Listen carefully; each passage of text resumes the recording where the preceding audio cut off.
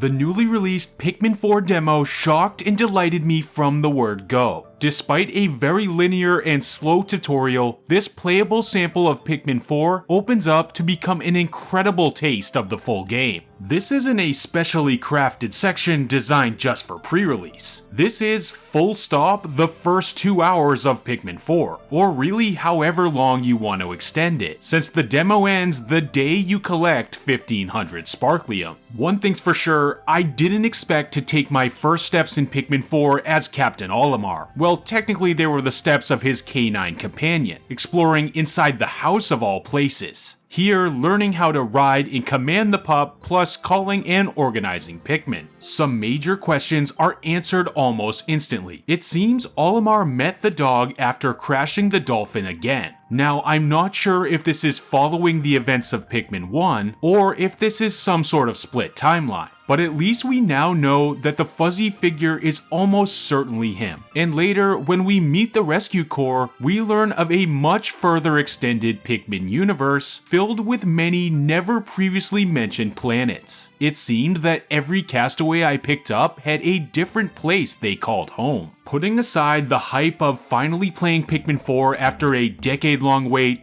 the game admittedly starts very slow. The start of the game is super chatty. It felt like every 5 seconds I was stopping for some sort of dialogue. But once I got more freedom, especially on the second day, this problem pretty much evaporated. And don't get me wrong, I understand why heavy tutorials are needed. Even though the setting and scenario are similar to previous games, Pikmin 4 feels quite a bit different, and many new players will be playing it as their first Pikmin game. There's definitely a learning curve, and this goes with any game in the series. Once we create a captain, get through some tutorial, and we're let off the leash, series veterans will quickly notice changes. The Pikmin aiming cursor now auto-locks to targets, and surprisingly it feels very natural. Throwing Pikmin is a breeze, and I think their AI is the smartest it's ever been. Never did I throw a Pikmin only for it to frustratingly idle near a collectible. Even if I wasn't super accurate, it's like they knew what I was intending to do. My Pikmin throws were even slightly paused once the required number grabbed a hold of the object I was trying to collect. This was a nice, non-intrusive way to prevent me from throwing too many or too few Pikmin on an item I was trying to carry, something that happens to me all the time in the other games. And once I got a hold of multiple Pikmin types, my throws paused as I ran out of one type and cycled to another. This prevented me from doing things like throwing an ice Pikmin at an electric fence, or other commonly made mistakes like that. This game took forever to come out, but even from just the demo, it's instantly clear this is a very polished project. Ochi is one of the biggest gameplay changes. Even after my short time with the demo, I already have a taste of the depth he's going to bring to the final game. He acts like a second captain who can do everything but pluck Pikmin, and he can disband from the party, allowing us to switch control over to him when needed. Something I overlooked before actually playing the demo is how important Ochi's jump is. It's a very quick hop with not a lot of height, but even still, it adds strategic depth to the map. Many areas are blocked off to the captain on foot due to a simple ledge, but Ochi's hop allows for transport up and over these ledges. So when the two are split up, you still need to be cognizant of Ochi's position in case the captain finds themselves blocked by a ledge they can't clear without him. It was down here in this mechanical cave where I was introduced to the splitting up and controlling of Ochi by himself. Character switching is something Pikmin 3 and even Pikmin 2 had, and I was a bit worried that the lack of a character switch might be a fatal flaw of Pikmin 4. I gotta say, I wasn't sold until I solved this floor. Flipping these switches to change the direction the conveyor belts were moving was a fantastic tutorial for this concept, and just a genius choice for one of the starter caves. Nintendo smartly made the Dandori philosophy that Miyamoto highlighted in the game's reveal a concept that's directly referenced by the characters in-game. Multitasking and time management has always been the backbone of Pikmin, yet it's usually never stated or taught to the player outright. Dandori is part of the mission statement of the Rescue Corps. They say it themselves, which is an extremely clever way to prod more players toward developing time-efficient strategies while still feeling pretty organic.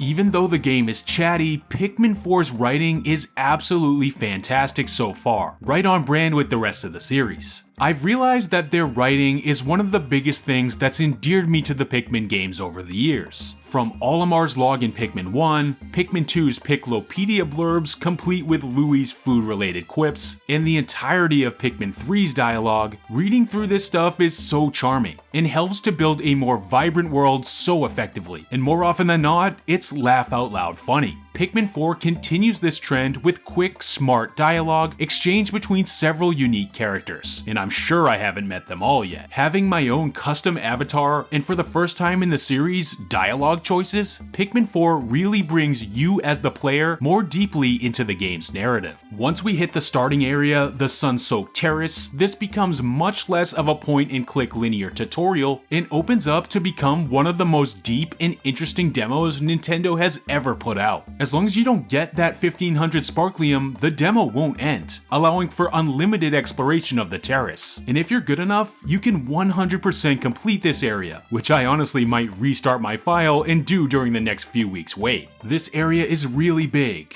one of the biggest, if not the biggest Pikmin area on record. And it was pretty surreal to actually walk by the very same clock and sleeping Bulborb shown in the reveal trailer. If we're not exploring the Terrace or underground, we have access to a central base camp, a hub world where time does not pass. This is where we can upgrade our equipment and Ochi, each granting unique buffs or skills that aid on the adventure. I was very happy to see Pikmin 3's charge return in the form of an upgrade, because until getting it, commanding Pikmin toward an object or enemy felt pretty slow. Really hoping Swarm also returns, and I have a feeling it might. I wasted no time in upgrading Ochi's rush ability. While things like increased carrying strength and healing seem nice, I was using rush so much that the decrease in charging time definitely seemed worth it. I'm very excited to see how upgrades expand further in the main game, and I'm just excited to see what the full game brings in general. I had a blast with this demo, and I'm more than likely playing it all over again. The only downside? It's gotten me even more excited for Pikmin 4, which will make the wait until July 21st feel even longer. Let me know if you're excited for the full game down in the comment section below, and keep it right here with this channel for more Pikmin content all the way up to and through the release of the game. Hang tight because it's not much longer now.